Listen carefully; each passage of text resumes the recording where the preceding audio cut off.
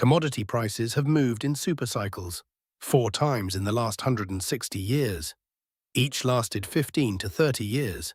Each was driven by the industrialization of a major economy or the demands of a global war. This is the archive. Episode 1, 1860 to 1880. The American supercycle. The United States industrialized after the Civil War. Railway construction consumed iron, coal, and copper at unprecedented scale. Commodity prices rose through the 1860s and peaked around 1873, the year of the Vienna stock crash and the start of the Long Depression. The commodity cycle and the debt cycle had run in parallel. They ended together.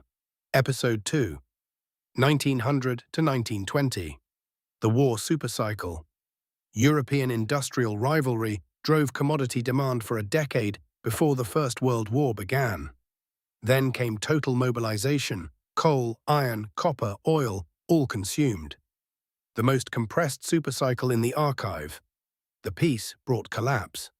Commodity prices fell sharply through the early 1920s.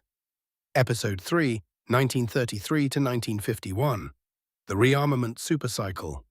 Recovery from the Depression, then rearmament, then the Second World War consumed materials at a scale no prior conflict had approached. By 1945, every major commodity was in short supply.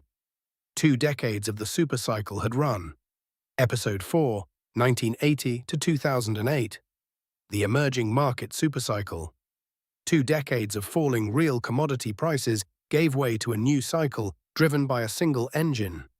China, 1 billion people industrializing, at quantities the market had never priced in.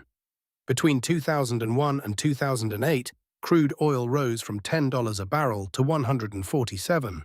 Copper tripled, agricultural commodities doubled. The Bloomberg Commodity Index rose over 200%. The 2008 financial crisis broke the supercycle. Prices collapsed within months. A secondary peak followed in 2011. Then a decade-long bear market. What all 4 share, each supercycle was driven by the industrialization of a major economy or the demands of total war. Each lasted long enough that investors near the peak believed the demand was permanent. Each ended when the demand driver was satisfied or when a financial break forced the exit. And each bust lasted longer than the boom had suggested it would. The shared mechanics.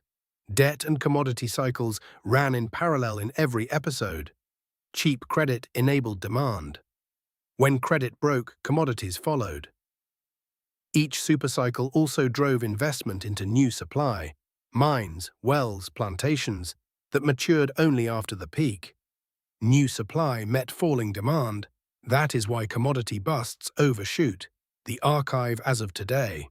The record shows 4 supercycles in 160 years. The same engine drove each one. The same sequence completed it. What the 5th looks like is not yet written.